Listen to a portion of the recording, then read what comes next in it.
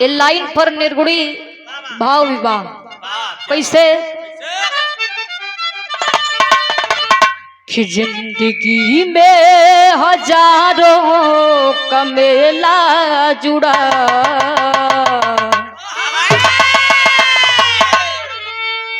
कि जिंदगी में हजारों का मेला जुड़ा हंस जब जब उड़ा तब अकेला उड़ा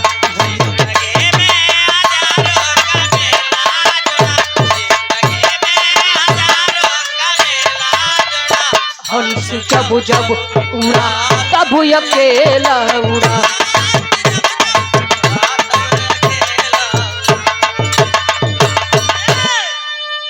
लेकिन ई गजल रहल विरह के अंदर कवि जी बड़ा सुंदर भाव लिखा था कैसे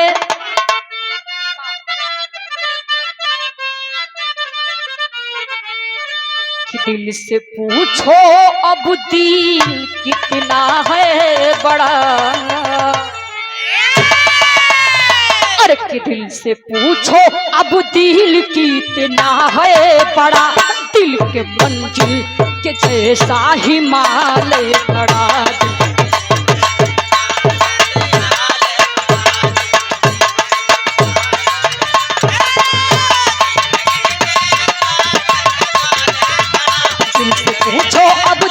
है बड़ा दिल के मंजिल के जैसा हिमालय खड़ा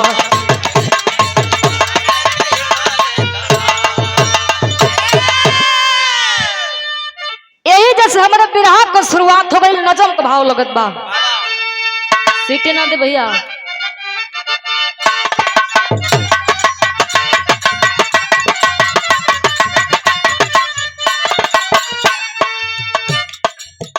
दिल डाल गया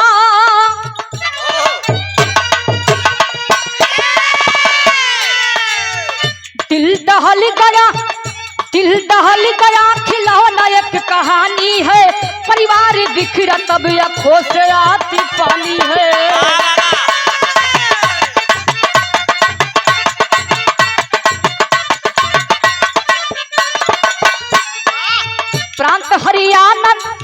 प्रांत हरियाणा जिला नूह गांव गंगोली है राजकुमार थाना सुंदर एक बोली है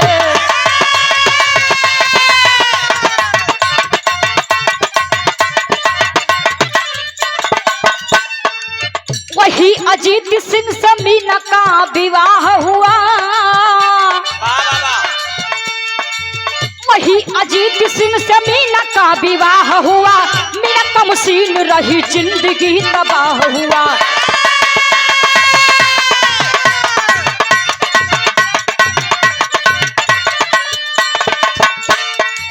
कुछ दिन बाद गोद में थी ललनवा भइले बेटी गुड़िया शिवम सालू सपनवा भइले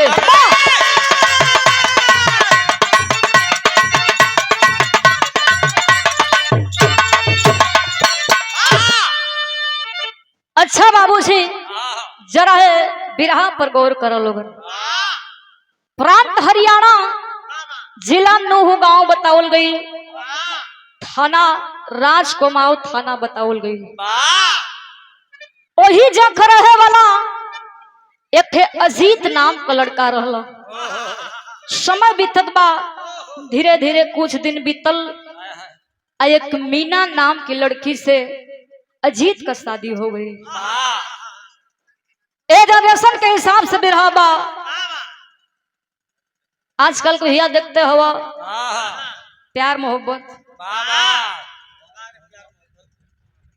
चरम सीमा तक पहुंच गए भैया लोग प्यार के चक्कर में पुलिया पर से कूद के जान दे देते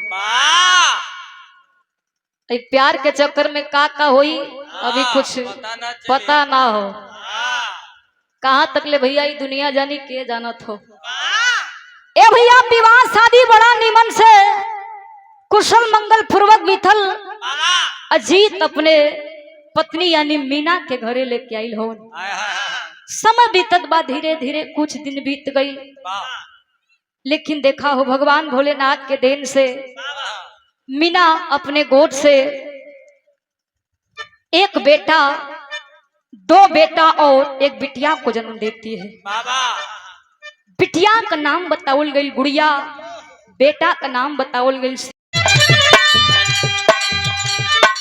ई देखा हमारे मास्टर कोनो तरस कैसा रख दला, कोनो लइका सवाल करत बा का कहे, पहले से गइलू चिकना सावर गोरिया सूरतिया सुघर लागे।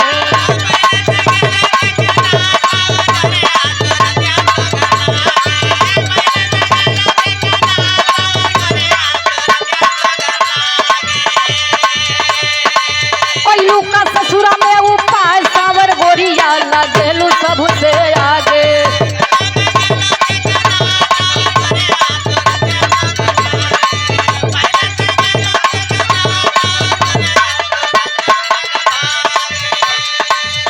मारी मुस्की पलम दुखी भागला, मारी मुस्की पलम दुख भागला। मोरा राजा के दू तला पर डबल खिड़की हवा झुरु झुरु लागेला।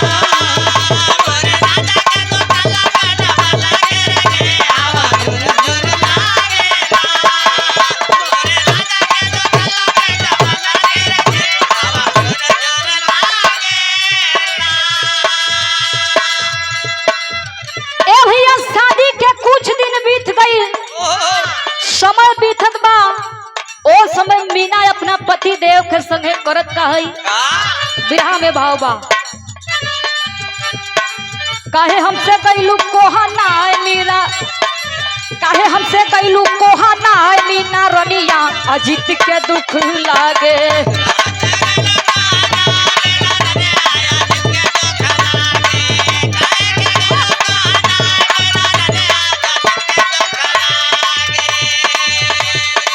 कवन बटे हमारा कसूर मीना रनिया लागेलू दूरी भागे।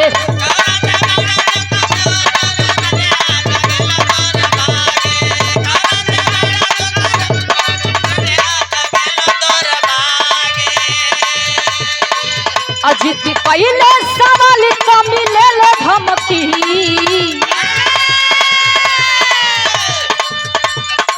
कि दूर भागेलू जब हमारा लागे। अजीत पहले सवाल का मिले ले धमकी, दिली थर थर कांपेला।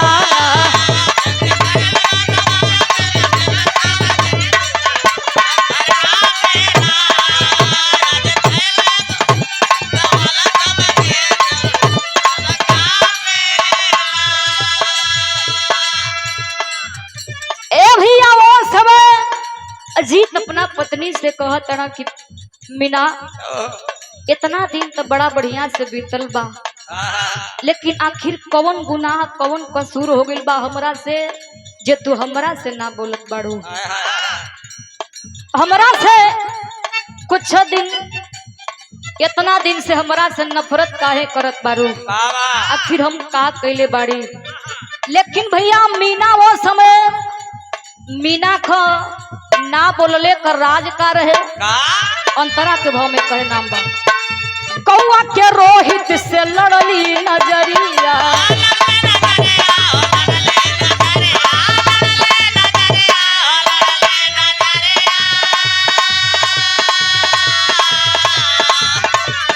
जीना मरना कसम खैली मीना गुजरिया।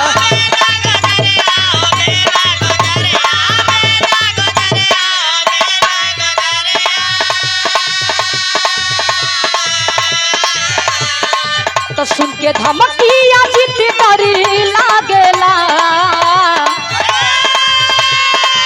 सुन के धमकी अजीत डरी लागेला। अजीत पहले सवाल तो मिले ले धमकी, दिल थरी थरी कांपेला।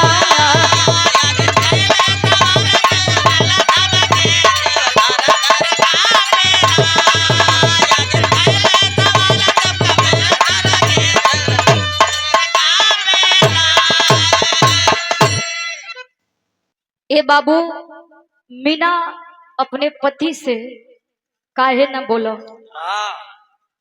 कहे से कि वही गांव का रहे वाला एक ठे रोहित नाम का लड़का रह, वही से मीना प्रेम करे लगली, प्यार करे लगली, मोहब्बत करे लगली। ए बाबू प्यार प्रसंग चले लागल, धीरे धीरे समय बीतत बा, लेकिन एक दिन का बात रहल। और समय भई का विरह में एक ठे गीत लगल।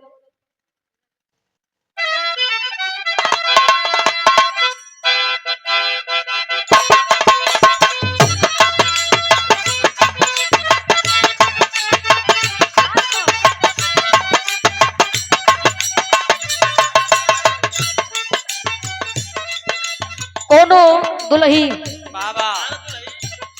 उनकर सैया जी गौना करा के परदेश चल गई बड़, दुल्ही बड़ी वियोग में बा कि गईला जब से बाहर आया दी आवे बार बार हो चिड़ैया बन के उड़ गईले।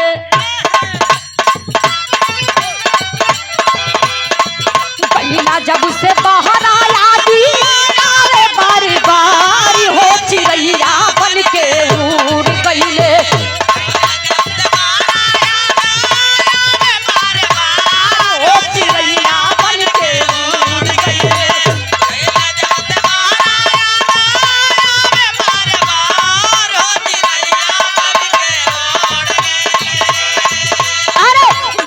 जब से बाहर आया दी आवे बारी बारी हो चिड़ैया बन के उड़ गईले। सैया जी हमार हो चिड़ैया बन के उड़ गईले।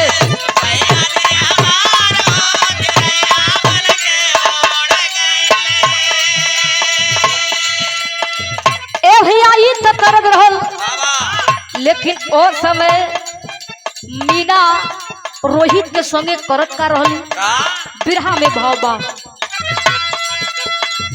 मीना रोहित करत रहले संग में दीदारी हो किसे जिया पकैले पियवा।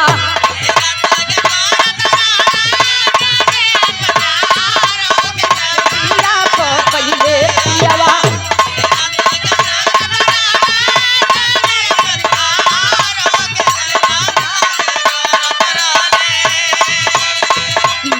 रोहित करती रहले संग में दीदारी हो किसे जिया पकैले पियवा।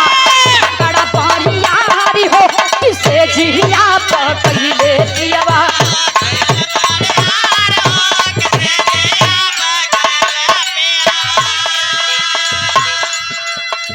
ए बाबू वो समय मीना और रोहित जे मरे का कसम खाए लगलन, संगे रहे खातिर मीना कहे लगली रोहित से कि हम तोहरा से बहुत बेहद प्यार करीला, बड़ा मोहब्बत करीला। लेकिन वो समय रोहित मीना से के बात कहला, का कहला? रोहित से कहली मीना घर आवा के बतिया बाबू।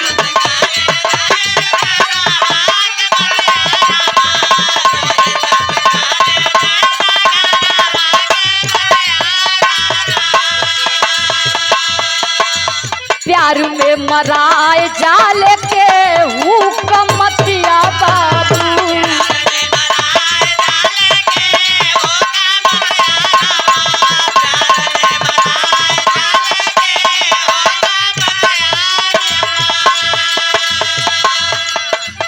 रोहित से कहली मीना घरवा के बतिया बाबू, प्यार में मराए जाले केहू कमतिया बाबू।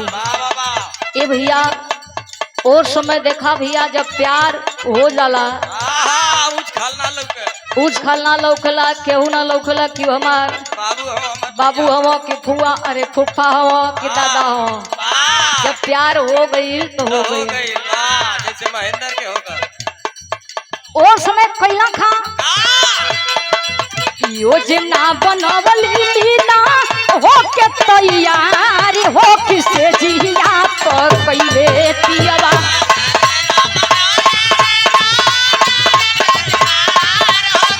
जिया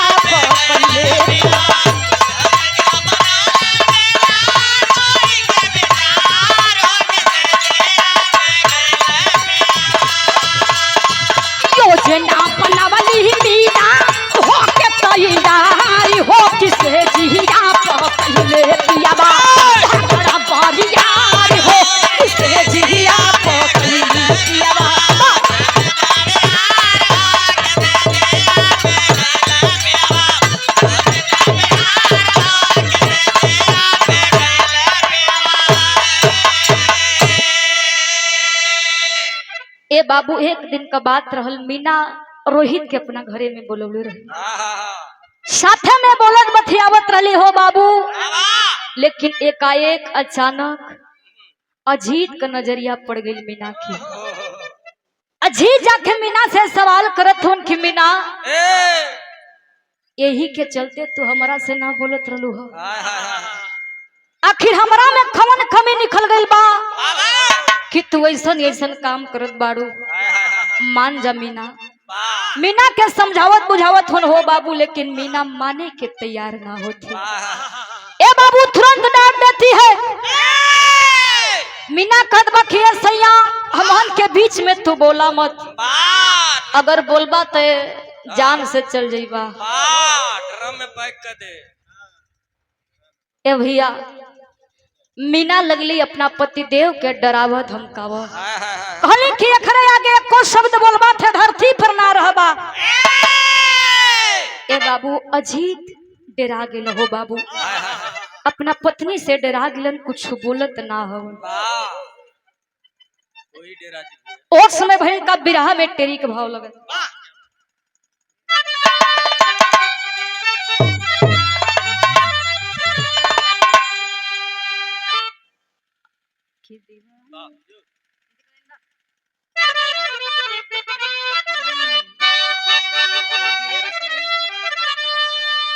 और की दीवानी दिल की खतरा बन गई, अरे कली पर लोभित भौरा हुआ है पानी पानी, अरे हो पानी, अरे हो पानी। दीवानी दिल की खतरा बन गई, कली पर लोभित भौरा हुआ है पानी पानी।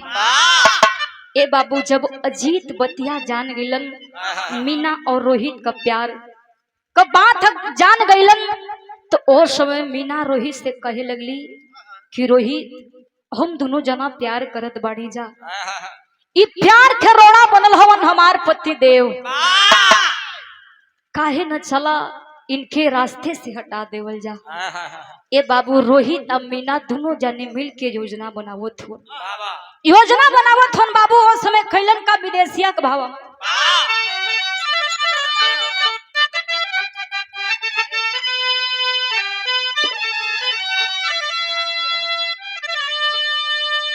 कि मीना बोलाई दिहली, अरे कि रोहित के रतिया में कि आज खत्म काई देई पूरा परिवारवा, कि प्यार में अंधी मीना अजित के मारी टांगी दिहली, आय अपने हो हाथावा से मिटवली से धुरावा, कि तीनों बचवा के मीना अरे खनवा खियावे चलली, खनवा में डाली दिहली तीनों के जहरवा, कि जहर कसरी जब अरे कि फैलल शरीरिया में, कि माई से बोले लागल शिवा माँ को मरवा। ए भैया मीना और रोहित मिलके हो बाबू योजना बनावत हो। मीना रोहित के अपने घरे पर बुला लेली, रोहित से कहे लगली कि पूरे परिवार के जान से मार के खत्म करे के बा, पूरा रास्ता साफ करे के बा, रास्ता साफ कर देवे के बा। ए भैया रात के 12 बजत बा, अजीत सुतल बाड़ल। मीना अपने प्रेमी रोहित के बुला के हो बाबू ओ अजीत के मरवा दे। अजीत है दुनिया के छोड़ के चल गिलन, लेकिन बाहर वो कसाई औरत अपने हाथ से बाबू अपन सेनुर के मिटा दिलस बाहर मीना। लेकिन इतना ना हो बाबू, हाउ जौन तीनों मासूम मासूम बचवा रहलन। हाय हाय ओ तीनों मासूम बचवन के खाना खियावे गईली, लेकिन वो खानवा में जहर डाल दिल रहली। हाय हाय हाय वो तीनों मासूम बच्चवन के का पता कि माई हमन के खाना ना, बल्कि माई एक खानवा में जहर मिला के खियावत बा। ए बाबू, तीनों बचवा खाना खाए के तक खा लेला। जब जहर के असर शरीर में भिनल बा बाबा तो ओ समय वही का बिरहा में एक ठे गीत लागत।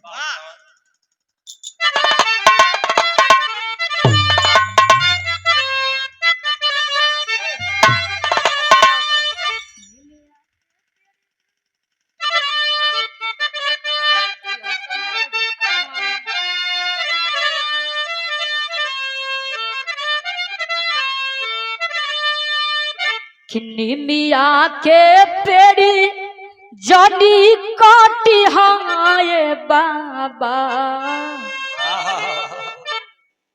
किन्नी मिया के पेड़ी जानी काटी हाय बाबा, किन्नी मिया चिड़ैयन के बसे।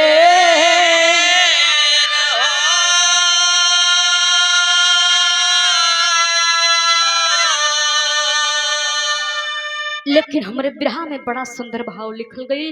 ओ समय वही कहा कि मुहवा से गाजी फेंकी गुड़िया बिटिनिया, अरे कि मुहवा से गाजी फेंकी गुड़िया बिटिनिया, काहे माई बनलू हतियार हो।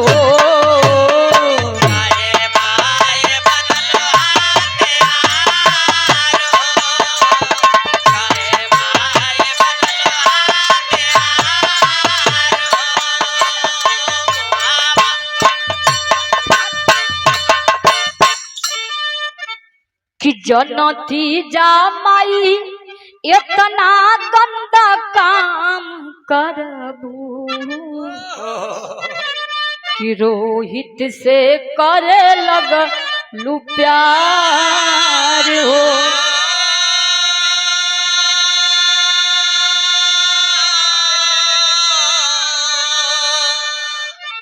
तरस ना खैलू अपने तीनों बचवा पर, कि तने कही के छोड़ल सनसा।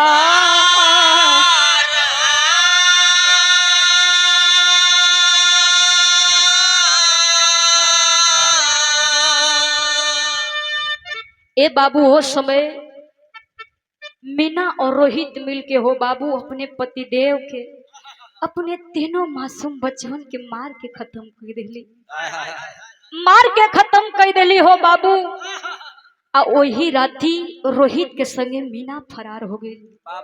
तब वही कहा बिरहा में एक ठे गीत लगो।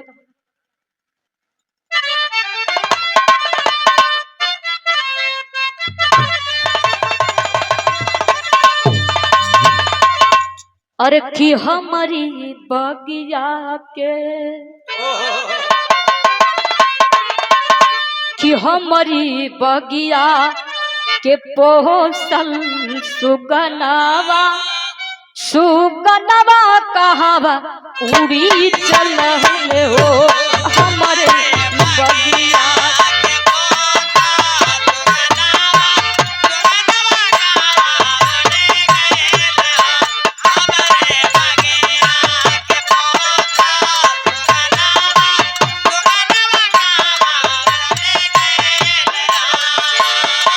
लेकिन ओ समय मीना कैली का,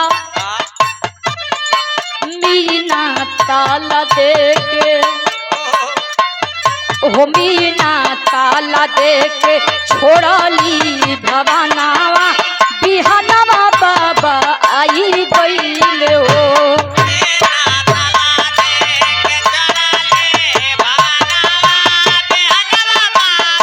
आई गईले हो।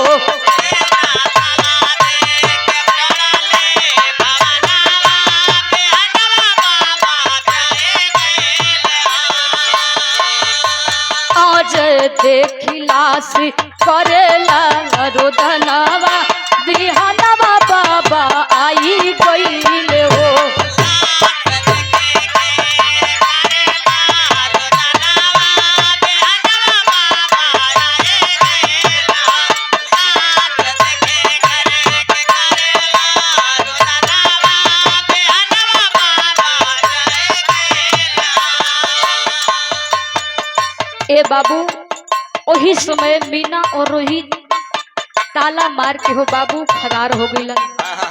धीरे धीरे जब बिहान भइल भोर भइल हो बाबू कुछ लोगन को नजर पड़ल बा वही दरवाजा के देखत हो। समय बीतत बा लेकिन वो दरवाजा अभी खुलत नहीं थे, ताला बंद बा हो बाबू।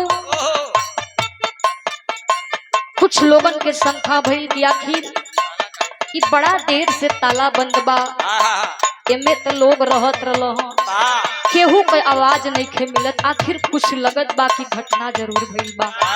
ए बाबू तुरंत जितनी अगल बगल के लोग रहल मीना के बाबू के बोलौलन। मीना का बाबू और भाई दोनों जानी अलो हो बाबू और ताला के तोड़लन लोगन। जब तलवा तोड़ के अंदरवा गईला हो बाबू, एक ओरिया अजीत कलसिया और एक ओरिया तीनों मासूम बचवन का लाश हो बाबू पड़ल बा। केहू गाछ फेंक के मरल बा, केहू के मुंह में से खून आवत बा हो बाबू। बाबू लगले रोए, कहे लगलन कि मीना ऐसन काहे बदे कैलू हो, ये अजीत के मरलू हो ठीक कैलू हो, लेकिन हऊ तीनों बचवन का कसूर रहल बा। और समय भई का राज को थाना अइले ओही गरिया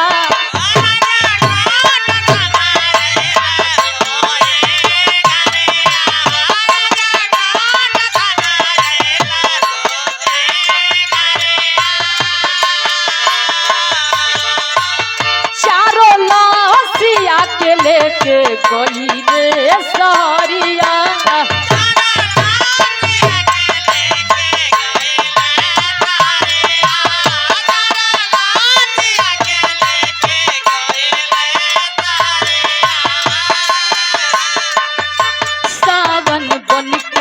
से सब कर नया नावा बिहानवा बाबा आई गईले हो।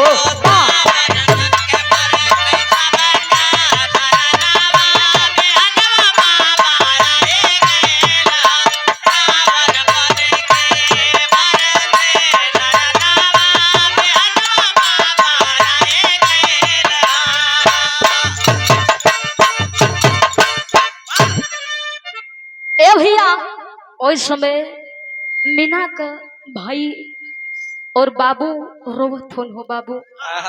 मने मने सोचे थोन कि मीना आखिर तू ऐसा कदम काहे बदे उठौलू। ए बाबू रोवत होवन, आंख से झरझर झरझर आंसू गिरत बा। वही समय बाबू राजकुमार थाना में गइलन, जाके रिपोर्ट लिखवाओ थोन हो बाबू। पुलिस प्रशासन के लोग आइल बा, वो चारों लसिया के लेके राजकुमार चारों लसिया के लेके बाबू शहर में गइलन। रो रो के बाबू कहत हन कि साहब ए साहब ये तीनों मासूम बचवन का कसूर रहल। ए अपने पति के त मारे के मार देली, लेकिन हई तीनों बचवा का कैले रहलन। ए साहब आपसे निवेदन बा कि हमार बिटिया जहां भी बा ओकरा के खोज के कड़ी से कड़ी सजा दे। ए बाबू उस में पुलिस प्रशासन के लोग कैला का आला कभाव लगत।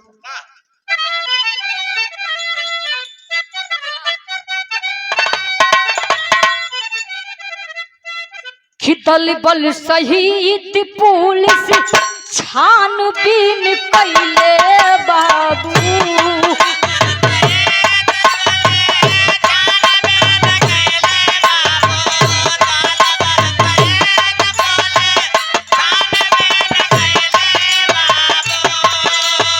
रोहित मीना गइले नुह में पकड़ा,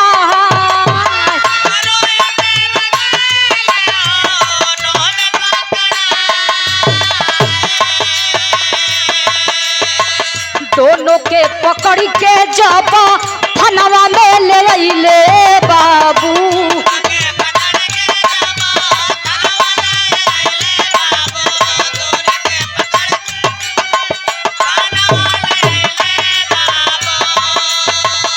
दिहले दरोगा साहब डंडा बरसा,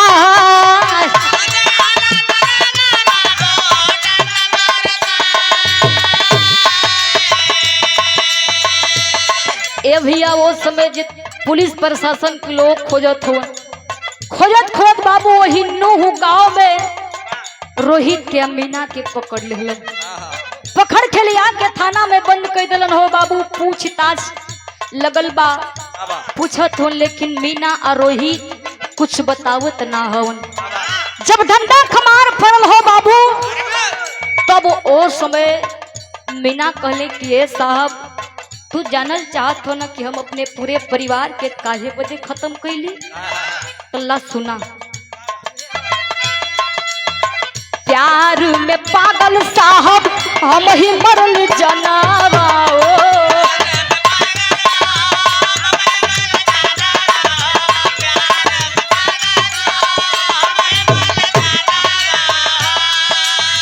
रोना बनल रहले हमरे जिंदगी में आए, रोना बनल रहले हमरे।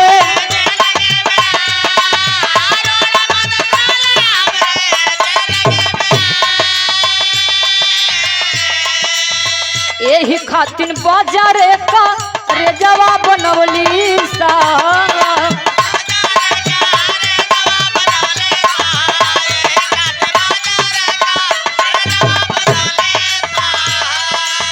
सगरी परिवार के दिहली मुआबा।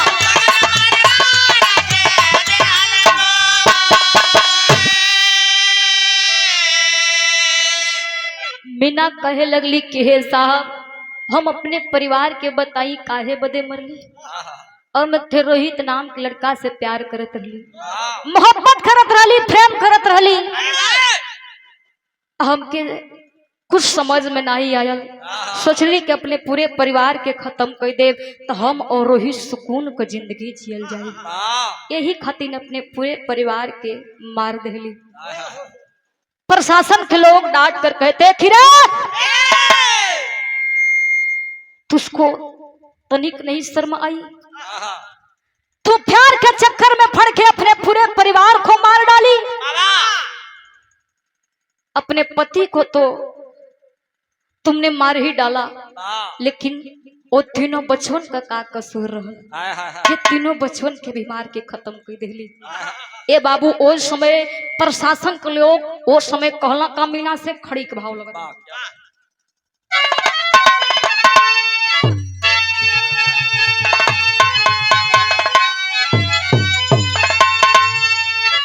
अरे ऐसन प्यार के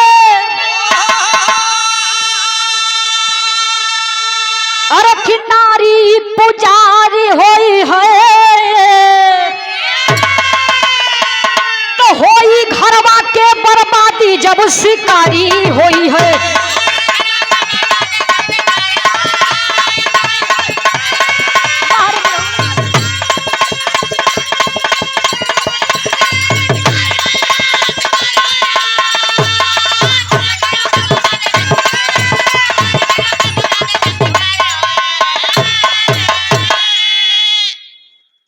कि कठिन कर जवा काहे मीना बनवलू, अरे कि पत्थर रख के सीनावा पर घरा रामी टवलू।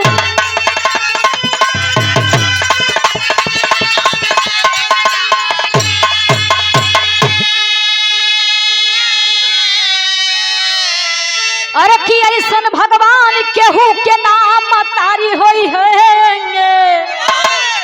तो होई घरवा के बर्बादी जब शिकारी होई है।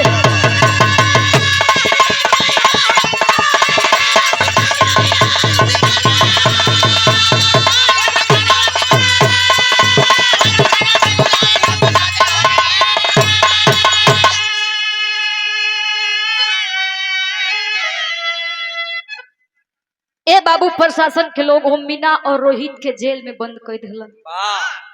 कहे लगलन कि भगवान औरत सबको देना, लेकिन ऐसी औरत किसी को मत देना कि प्यार के चक्कर में पड़ के एक परिवार को सत्यानाश कर दे। देखा भैया मीना प्यार मोहब्बत कैली, उनके सजा मिल गई। जैसन करनी वैसन भरनी।